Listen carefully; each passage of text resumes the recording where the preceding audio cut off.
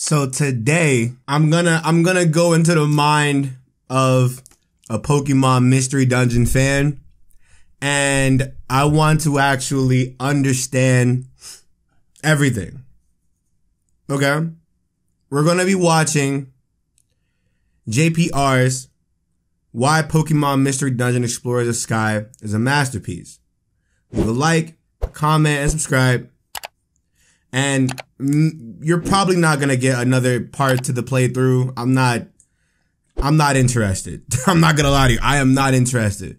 We're gonna watch this, and I want to react to it. I want to react to it. Link to the original video below, and let's get into it. Good morning, everybody. Good morning. It's JPR, and welcome back to another video. All right. Honestly, I am as surprised as you are that it took me Here we this go. long to make a video on Pokemon Mystery Dungeon Explorers of Sky.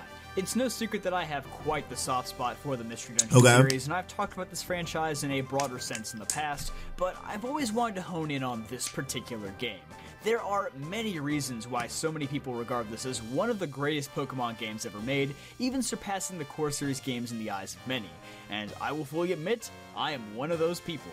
So, allow me to explain the many reasons why I firmly believe that Pokemon Mystery Dungeon Explorers of Sky is a masterpiece. But let's clarify a few things before I begin. First of all, spoilers obviously. I'm going to talk about some of the major plot points in the game, so if you haven't played it, please just do it. Okay, I'm not gonna lie to you. I'm not playing the game. This video is probably just gonna be me just I'm not that invested in the story. Like I said, you're not gonna get another part to that. I'm not playing that game again. Hurt my feelings if you stop watching now, play the game, and come back later. I promise future me will understand, and future you will thank present you for doing so. And secondly, yes, this also extends to Explorers of Time and Explorers of Darkness as well, since they are basically the exact same game as far as the story goes. The only reason I'm focusing on Sky is because of the extra content, the replayability, and just generally being the definitive version. And third, although I've already thrown around the word masterpiece a bit in this video, please, as always, recognize that these videos are subjective. I know a ton of people who hate the general dungeon crawler gameplay of the series, but even if you are one of those people, I still believe Explorers of Sky is a game that has so much going for it that even people who hate dungeon crawlers for how long and tedious they can be will still find a lot to like about this game. I suppose that the gameplay would be a good place to start though. Like all Mystery Dungeon games, it's very straightforward. You become a Pokemon, you and your partner form an exploration team and traverse through dozens of randomly generated dungeons, collecting jobs, money, items, and new recruits along the way in a turn-based system. 150 Poké This is the basic premise of all the Mystery Dungeon games. Sky's gameplay is more or less the exact same as its predecessors, and I'm not labeling that as a bad thing. Again, if you like this, you like this. Some people really enjoy the challenge and uncertainty of exploring these dungeons countless times over, never knowing exactly what will happen.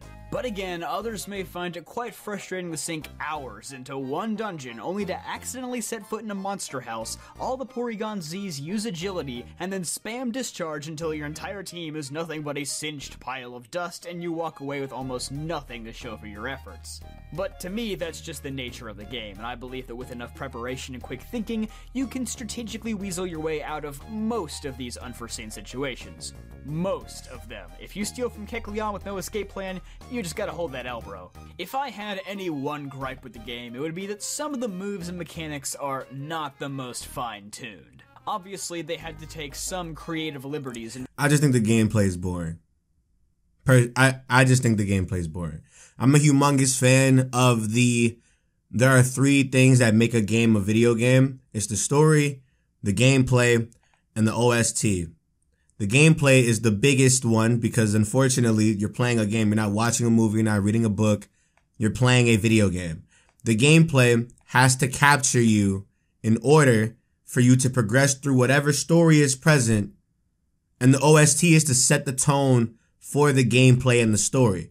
The OST is like complimentary. It's just kind of just like it works, but the gameplay has to be good. A lot of people, when it comes to this video game in particular, a lot of people, or this series in particular, a lot of people will sit there and say Explorers of Sky has the best Pokemon story. That's fine and all, but unfortunately, Explorers of Sky and the Mystery Dungeon series has one of the worst Pokemon gameplay experiences for me, personally. That's just me. I'm not a fan of And it's weird because I don't mind dungeon crawlers. I don't mind them. I played them in the past. There's just better ones than this. I think this is a very, very good, like this released when it needed to because we were all kids. And the fact that we were all kids, it made us like the game. But now that we're adults, I've seen a lot of people come out and say, yeah, these games didn't age well, or, oh yeah, going back, I definitely had to speed up during this, or yeah, doing this, I definitely didn't like certain things, but it still has a soft spot in my heart because of nostalgia. And nostalgia can only go so far to make a game good and bad. And it's one of those things where it's like, look, if people didn't like Pokemon Mystery Dungeon XD, they definitely weren't gonna they definitely don't care about Mystery Dungeon now. So that's my rebuttal to that, you know? Transferring mechanics from the core series to fit the dungeon crawler style, and sometimes it just results in a mess. For example, when I first played this game, I got Pikachu on the personality test, which, by the way, the personality test is still one of the coolest parts of Mystery Dungeon, though it's not specific to this game, and I selected Cyndaquil as my partner since it was my favorite starter at the time. Well, I spelled what? Okay. Gets access to whatever. The aforementioned agility move. Whatever. Cyndaquil gets access to Smokescreen. Now, the average Pokemon fan may just think, okay, what's the big deal? It's just agility and Smokescreen, two rather underwhelming status moves from the core games. Well, here, accuracy doesn't really exist in the traditional sense, so instead Smokescreen grants the Whiffer status, which will make the foe miss any attack for 2 to 6 turns. This is also one of the few statuses that works consistently on bosses. So in those 2 to 6 free turns, you can just use agility until you've reached quadruple speed, and then you basically get a dozen free turns against the opponent, which is more than enough to kill nearly anything in your path, including many of the game's most challenging bosses. There are also multi-hit moves like Fury Attack and Rollout that have absurdly high base power, and to balance this they usually have very low accuracy, but if you get hit 5 times anyway, then kiss your entire HP bar goodbye. And of course, moves like Earthquake and Discharge can KO you from across the room with little to no warning. Is this DX gameplay? Long enough, you're likely to encounter something that makes you want to. It gotta be DX gameplay. But man, I'd be lying if I said there wasn't something so. Is that Volty? About it. Never have I. Is that Volty? In a turn-based game. If you make one wrong move, all your progress could be wiped out in the blink of an eye. It's frustrating, but at the same time, completely exhilarating. And although all the Mystery Dungeon games fit into this bucket, I'd say Sky is by far the most challenging entry in the series. But the gameplay and mechanics aren't really the main things I want to highlight here, so let's talk about what everyone is really here for. Here we go. Here we go. Here we go. Here we go, baby. It's time to talk about everything you all have been crying about. The story, oh my god, the story is so good. We have oh my, we got time today. All right, let's go. Come on. Every Mystery Dungeon game has a solid enough story, but only Sky truly stands on its own peak in terms of writing and characters. The Explorers games from the very beginning introduce a lot of mystical elements that weren't a part of the Rescue Team games. The Relic Fragment, the Dimensional Scream, and most notably, the Time Gears, which are being stolen by the mysterious thief, Grovyle. In the first half of the game, Grovyle is just a shadowy figure who steals the Time Gears with no opposition. This was the part that, if you remember, I think it was like part 3, I said that like I wasn't able to record that part. This was what I saw. I saw Grovyle stealing a Time Gear, and then that was it. I just did the Azuro stuff, and I did the Drowsy stuff, and this is what the cutscene played afterwards. That was what I wasn't able to like capture and whatnot, but... Or no clear motive. But the stakes are raised when the world finds out that Grovyle is strong enough to defeat the late Guardians, Yuxi, Mesprit, and Azelf, and claim their Time Gears as well. This man got Fury Cutter. This man got Fury Cutter. Ignore is introduced as a solution to the problem, a famous explorer who's come from a future plunged in the darkness with the intent of stopping Grovyle. But eventually, this entire storyline gets turned on its head, as it's later revealed that Grovyle was the former partner of the protagonist, and that you were collecting the Time Gears in an effort to prevent the collapse of Temporal Tower in the past, an event that caused Dialga to go rogue and eventually stop the flow of time completely. And of course, Dusknoir is just an agent sent by Primal Dialga to prevent Grovyle from succeeding, because if he does, all the Pokemon from the future of darkness will disappear and be overwritten by a new reality. Now, plot twists are nothing specific to Explorers of Sky. The original Rescue Team game had the... Whoa. So Dusknoir is from the future. Grovyle was a part of our original team.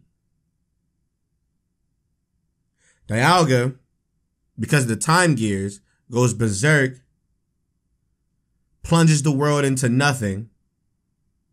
Or time plunges the world into nothing since he left. It's a wasteland. Dialga sends Dusknoir back. And Dusknoir tries to stop Grovyle from taking the things. Okay. Twist that the player was not the human causing the destruction of the world, instead it was Gengar. Gates to Infinity had the twist that the Munna from your dreams was a villain working with Kyurem, and Hydreigon was on your side all along. And Super had the twist that Nuzleaf was working with Yveltal. But the reason why this twist involving Grovyle and Dusknoir is so much more impactful is because it completely changes the course of the game and retroactively answers most of the questions up until this point. Specifically, the question of why the player becomes a Pokemon in the first place is scarcely touched upon in the other Mystery Dungeon games. It usually comes down to, oh, this was your destiny all along, you were meant to save the Pokemon world, and you just don't really question it. But Grovyle's plan specifically ties into this odd occurrence, and it's something that would serve as the basis for the post-game story. The post-game is where I knew there was something. The post-game? Whoa, the post-game? Whoa.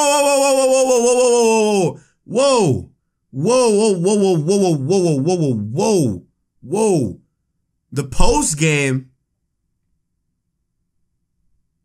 What? No game I have ever played had a post-game story that rivaled that of the main story. Until this. Although Temporal Tower's collapse has been prevented, there is still a disturbance in the fabric of space related to the player character. This brings Palkia into the story, who decides it's better to attack now and ask questions later. Yeah, you'll quickly discover that legendary Pokemon have the collective patience and deductive reasoning skills of a 3-year-old in the series. But as more details come to light and the heroes investigate further, Darkrai is eventually forced to reveal himself as the game's true villain. Everything from Temporal Tower's collapse to deceiving Palkia to transforming the player into a Pokemon was all done by Darkrai. It's not Inception levels of deep, but by Pokemon standards, this is a very impressively written story with a lot of twists, turns, and characters that are much deeper than meets the eye. Alright. I was gonna say the exact same thing. It gotta be the characters. It has to be the dialogue, because I'm gonna keep it a stack with you. This is not as deep as y'all made it sound like. I'm not gonna lie to y'all. This is not as deep as you all made it sound like. A lot of people make it sound like this game is like the creme de la creme, and it's like, relax, dog. Play some more RPGs, please. This is okay. Like, I guess I realize that a lot of people do this thing where it's like, by Pokemon standards, this is amazing. But it's like, do y'all not play other games? Like, this is cool. This is cool, you know? The human was the player character was a human. Grovyle belonged to the human. The player character gets turned into a Pokemon by Darkrai. Grovyle, I guess, wants to go and get his master back or something like that. Goes to the time gear things, and that causes Dialga to do his thing, and Palkia tries to interfere after you stop. Okay, I'll just keep going. I'll keep going. Darkrai is a very comically evil villain. He wants nothing more than to rule over a world of darkness with no grander motivation or backstory, which could certainly be a criticism of the overall game, since he's been the one pulling the strings of the entire plot. But honestly, I don't really care. Between Grovyle, Dusknoir, and Dialga, the writing of villainous characters in this game is already good enough. The main story of this game is already dedicated to uncovering secrets and motivations of dark characters. Sometimes it's just nice to rally against a character who is evil for the sake of being evil. Wait, but everybody isn't evil though. Like, maybe how they're introduced is evil, but like, if Dusknoir is trying to save the future, is that really evil? And if Grovyle's trying to get what he wants back, is that really evil? If Dialga gets his whole thing taken away from him, is that really evil? You know, it's like, I guess because they serve as like antagonists to the plot, but like symbolic, that kind of isn't like a thing. But then for Darkrai to be the villain, just for him to just be able to rule the world, it's like, why the main character? You know, that doesn't make any. Doesn't make any And at the end of the day, I would still take this as a final boss over a mindless evil snowflake or a mindless evil. That looks dumb. Darkright's presence ties all of the game's events together perfectly. He makes the post-game feel more like a sequel than a post-game. Because realistically, there is way more stuff in this game that's closer to traditional post-game content. This is just an extra story that they didn't really have to do, but chose to do so for no reason other than answering every question possible, and it works beautifully. I also have to commend just how difficult they made this final fight against Darkrai. Not only is Dark Crater one of the most treacherous dungeons in the game, but you have this absolutely worthless sack of expired milk weighing you down in the form of Cresselia. This means even if you continue with the other post-game content and completely over-leveled you and your partner, you can still lose easily if you just don't bring enough Reviver Seeds to account for Cresselia. And you can't just tell her to hide out in the back away from trouble, because when Darkrai and his goons surround you, there is no spot that's away from trouble. This game single-handedly made me hate Cresselia until the end of time, but at the same time, I'm impressed that they managed to keep this fight interesting regardless of what level you are. And that's just the late game characters. I haven't even touched on what I believe to be the most important group of characters in this game, Wigglytuff's Guild. Wigglytuff's Guild is one of the best video game families I think anyone could hope to have. You have the dim-witted but comically overpowered Guildmaster Wigglytuff, the strict and annoying but oddly lovable assistant Chatot, the peacekeeper Chimecho, the dope with a big dream Bidoof, the excitable but reliable Sunflora, Loudred the Loudmouth, Dugtrio the Gatekeeper, and Krogunk, who is essentially the guild's equivalent of Creed Bratton from The Office, for no reason other than you don't know a ton about him, but you're pretty sure he's up to something illegal. One of Explorers of Sky's main new features was the addition of special episodes, which delves further into the backstories of characters like Wigglytuff, Bidoof, and Sunflora. And of course, we can't forget In the Future of Darkness, which again is good enough to be its own game centered around Grovyle and Dusknoir. These episodes just make you feel that much more attached to these characters. They all have their faults, but they're all incredibly supportive and keep the game interesting even in the early chapters when you're more occupied with exploration and less with the grandiose endgame plot. Of course, it's worth noting that this game is far better paced from beginning to end than its predecessor. While this game makes you slow down and do your fair share of exploration missions in the beginning, similar to Rescue Team, the addition of outlaws, learning the ways of the guild, and the Fogbound Lake Arc keep you engaged much better. And everything from Dusknoir's introduction to the end of the game is marvelous. It's a non-stop surge of rising action. And this was one of my biggest... Now wait a minute.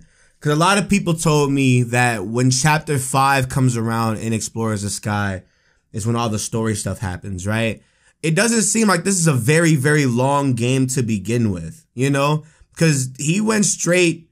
All he said was Dusknoir's duty, Grovyle's truth, and Dialga's resolve, and then he went straight to the post game, and it's like, okay, how long is this? Hold on. Pokemon Explorers of Sky playtime. Playtime. Main story, 25 hours on average. Main and extra, 63 hours. Completionist, 186 hours. All play styles. Wait, so is the extra including the post game, or is it including? Because the post game is ideally like a sequel thing, so like it would be. This isn't that long of a game. What? Okay. Rescue Team games, as the other rescuers go off to face Groudon alone, and the game comes to a screeching halt as you're forced to grind side missions until the climax of the game just suddenly arrives. No such pacing issues exist in Explorers of Sky. The end of the game is just one big thrill ride of emotions. Which brings me to my next point, the emotions. Explorers of Sky is an incredibly emotional game that tugs at your heartstrings countless times.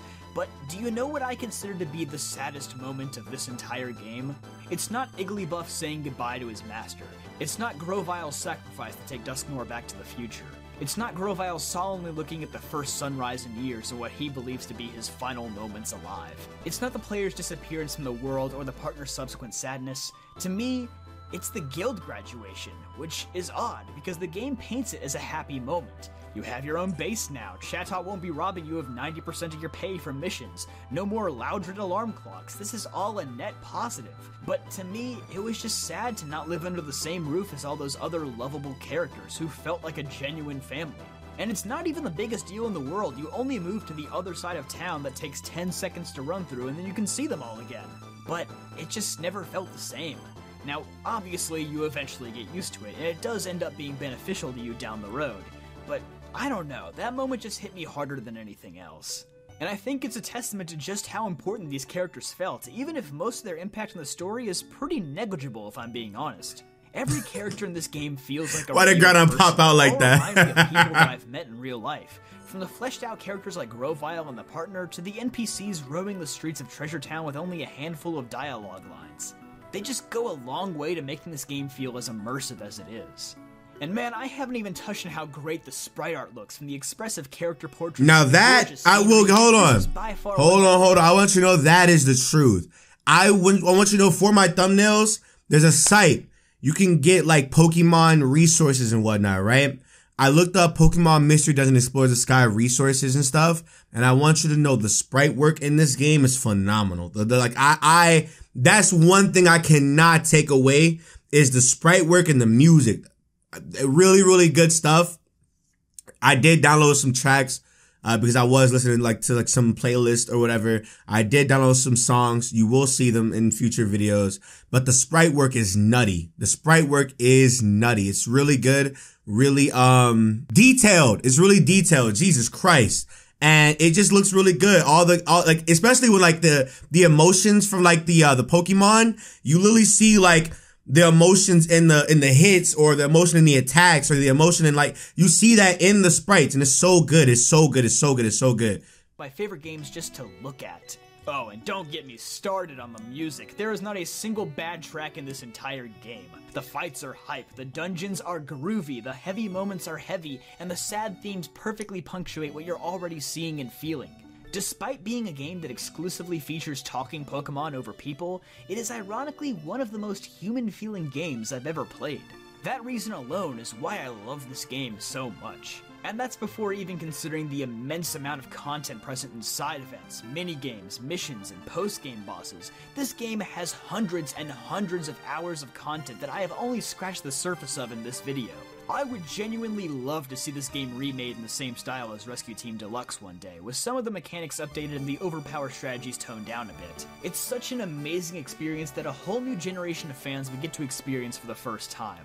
I have a lot of faith in Spike Chunsoft after what they showed off last year. I have a hard time seeing any kind of disappointment associated with this. And with all that being said, that's why Pokemon Mystery Dungeon Explorers of Sky is one of my favorite games ever made, and at least in my eyes, a masterpiece. Make sure you subscribe if you like this video. We got some more content focusing on Pokemon games, new and old, coming in the near future.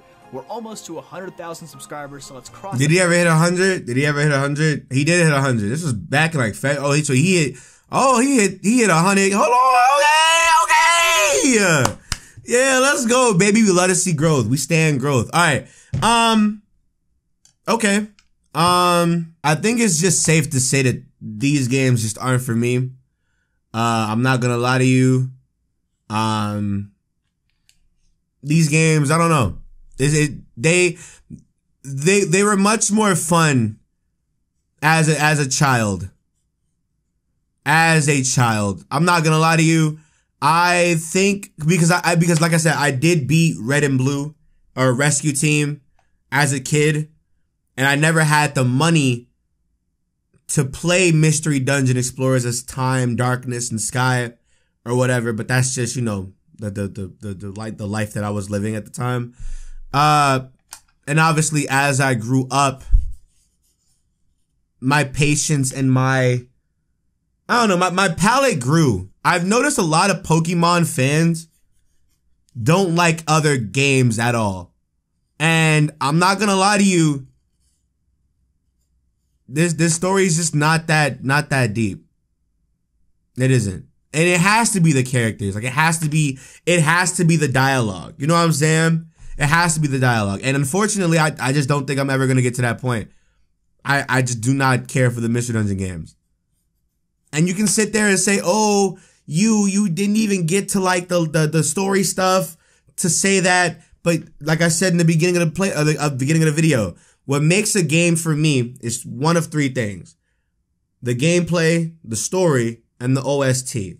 The gameplay is the most important part of any video game perfectly. There are amazing video games that play really well that have no story at all. Amazing OST and that's it. Gameplay, story, and OST. There is no order of significance. Yes, there is. Yes, there is. Yes, there is. The gameplay is the most important. The other two can switch around. It doesn't really matter like that. But the gameplay is what stakes. And unfortunately, I don't have the patience, nor do I care about the gameplay depth to reach the story that everybody is praising, especially when I remember I was reading a comment on yesterday's Explorers of Sky video, and they were like, yo, it's the filler arc. Why are you, relax. I'm like, wait a minute. But the filler arc is the beginning of the game. That's not, you know what I'm saying? That's not keeping somebody there. So it's like, I can sit here and go on these mystery dungeon explorers of exploring, and it's just not it. For me, it's not it. For me, it's just not it, man. And that's okay. That's perfectly fine. If you do like it, you can like it all you want. Is that going to stop me from getting these jokes off? No.